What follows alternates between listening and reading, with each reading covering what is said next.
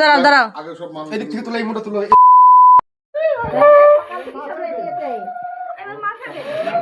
নমস্কার বন্ধুরা, আর একটা নতুন ভিডিও নিয়ে আবার চলে এসেছি। তো আজকে হচ্ছে দাদার আশীর্বাদ। দাদাও রেডি হয়ে গেছে, আমিও চান করে একটা শাড়ি পরে নিয়েছি, কারণ লোকজন আসবে বাড়িতে। আমার মেয়ে তো খুব খুশি, আজকে আশীর্বাদ করতে চলে এসেছে সবাই। তো জেঠিমা এখানে জায়গা করে দিচ্ছে বসার জন্য, আর আমার মেয়ে খালি এর কোল থেকে ওর কোল করে বেড়াচ্ছে। আমি এখানে সবকিছু জোগাড় করছি, এখানে আমের শাখাতে কটা পাতা দেবো সেটাই ঠিক করছিলাম।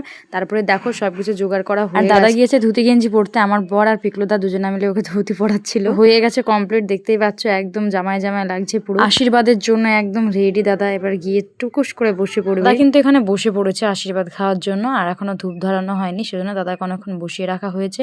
আর এই যে যারা আশীর্বাদ করতে এসেছে তারাও বসে আছে। জেঠিমা এখানে ধূপ ধরিয়ে দিয়ে গেল, আর আমি ধোয়াটাকে এখন চারিদিকে দিয়ে বেড়াবো।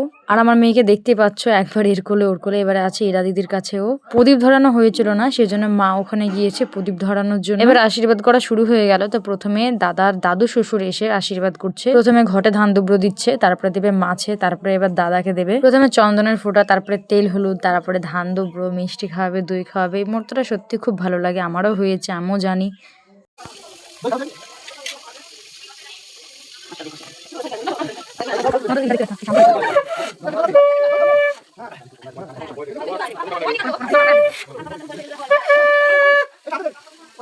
দাদাকে দাদা দাদু শ্বশুর আংটি দিয়ে আশীর্বাদ করলো। এবার দাদা টুকুস করে প্রণাম করে নেবে। এরপরে সবাই একে একে আশীর্বাদ করবে যারা যারা এসেছে, তারপরে আমাদের ফ্যামিলির সবাই আশীর্বাদ করবে।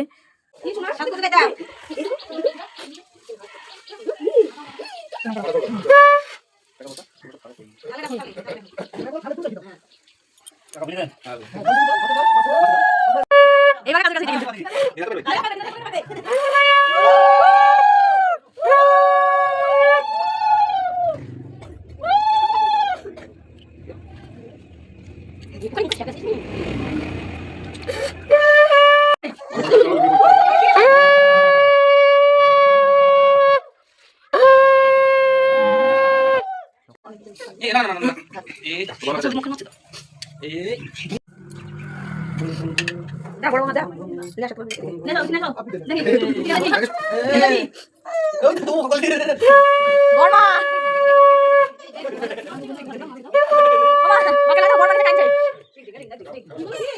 আমি চলে আসলাম টিফিন সাজাতে। টিফিন সাজিয়ে ওদের হাতে দিয়ে আবার চলে এসেছি বাইরে, যে দাদাকে কি করেছে দাদার বৌদি, মানে আমার যা। এরপরে বিয়ের ভিডিও দেখতে হলে আমার আইডিটাকে ফলো করে রাখো।